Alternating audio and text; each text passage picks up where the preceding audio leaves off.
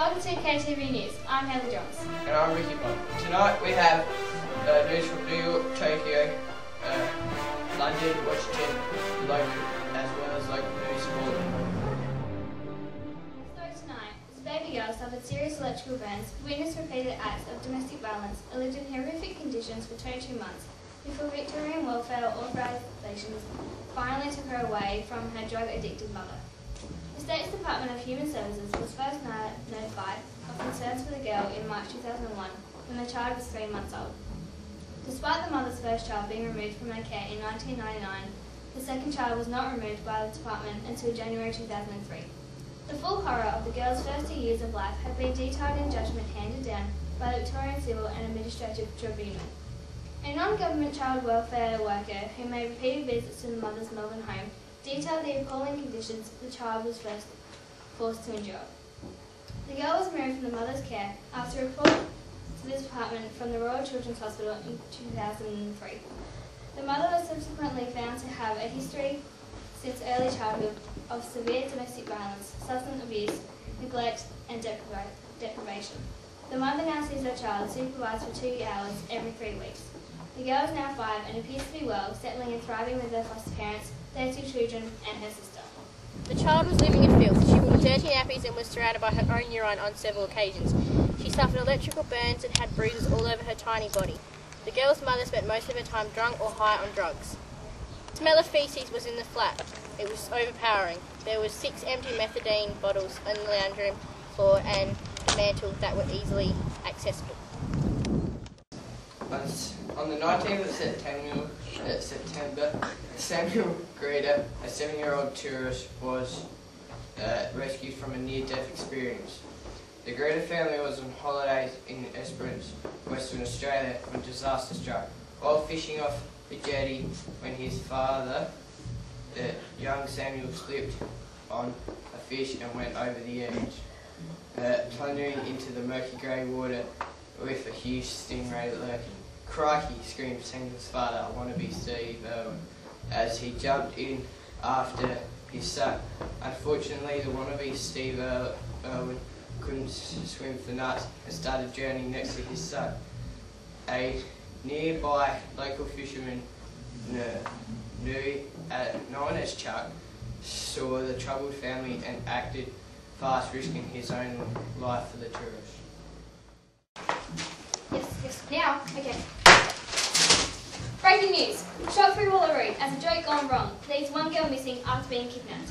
The teenagers told police 2 cars were parked further down the road, and when the teens arrived back to get the girl, she was gone, as well as the cars. Described as Commodores, 1 white and 1 dark green. Police are trying to find these people to see if they can shed any light on the kidnapping. If you have seen this girl or the cars described, please call Crime Stoppers on 1-800-7471. That's 1-800-7471. Breaking news. There has been 50 people held hostage in Fake SA as a suicide bomber is threatening to kill them all if he doesn't get his ransom of $1 million. And now to our foreign news.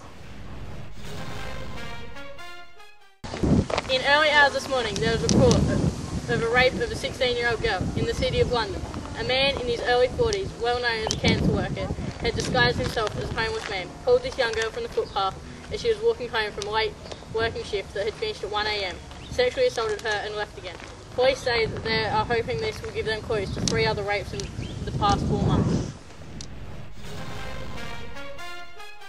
Hello, Misa Chung and me reporting live from Tokyo, where a triad massacre has taken place. Last week the triad gang butchered 5 drug dealers. The police believe that the drug dealers did not supply the triads with what they wanted. The triads mutilated the 5 men. They had chopped off their heads and thrown their heads onto a dance floor at a club. This is one of the most horrific crimes ever in Tokyo. The police are still searching for the missing bodies. Yesterday in New York, 4-year-old Chappelle Forrester, TV personality on the worldwide show Kids TV, and her mother, Rachel Forrester, an award-winning actress, have been involved in a serious car accident, totaling both cars involved. Chappelle and Rachel were driven immediately by ambulance to New York General Hospital.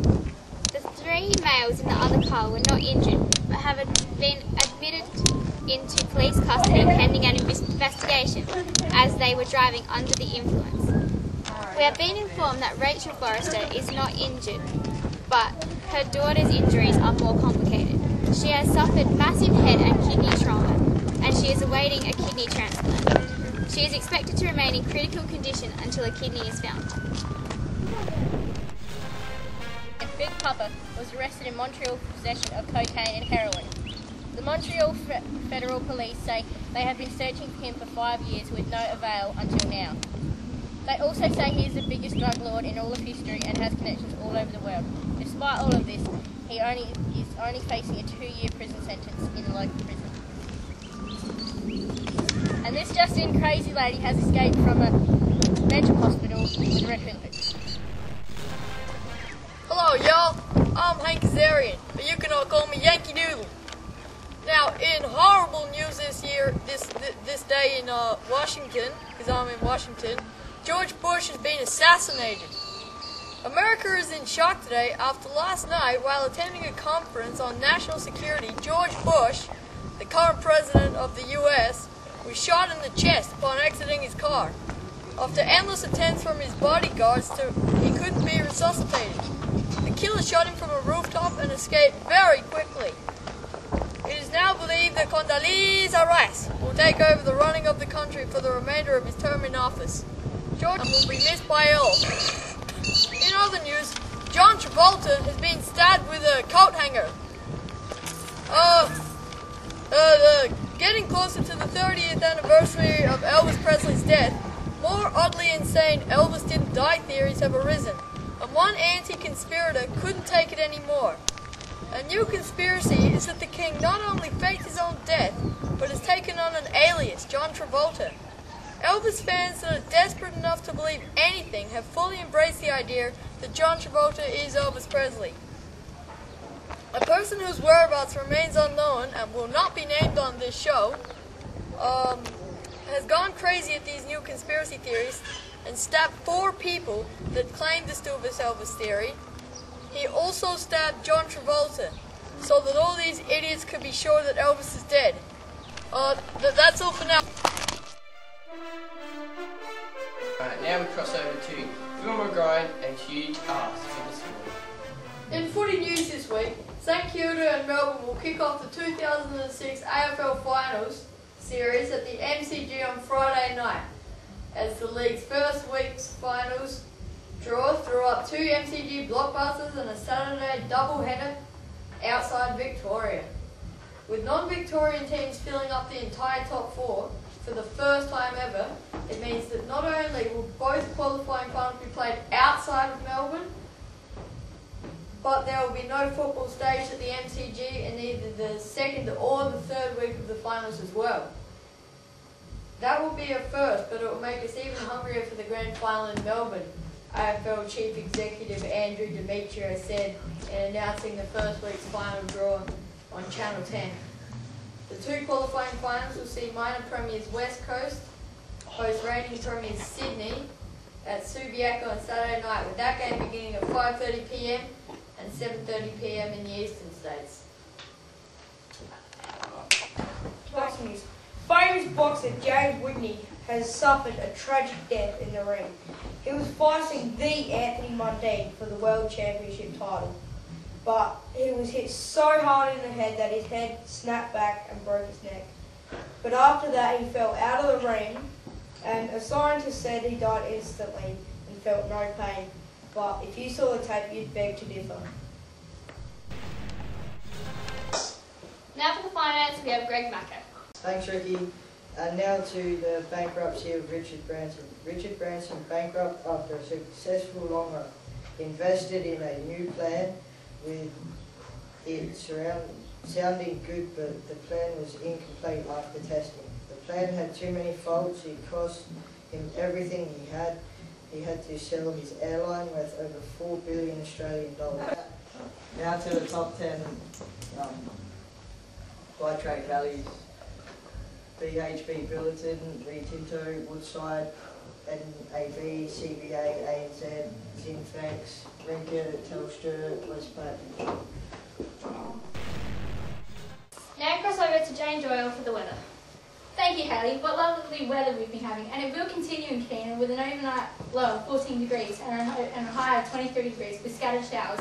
Scattered showers will clear for 19 degrees and an overnight low of 10 degrees on Wednesday. And in Wallaroo, there will be light rain, mostly sunny and mild, with a top of 23 degrees and 24 kilometres an hour winds reaching. It will be mostly sunny and mild on Wednesday with an overnight low of 12 degrees. And in Maitland, forecast is set to be scattered clouds, which will continue throughout the week, with it on Monday for 21 degrees and an overnight low of 12 degrees. The sun is set to rise at 6:13 a.m. and will set approximately 6:13 p.m. Now over to you, Ricky. That'll be all for tonight. I'm Hayley Johns. Ricky Bobby. And this is KTV News.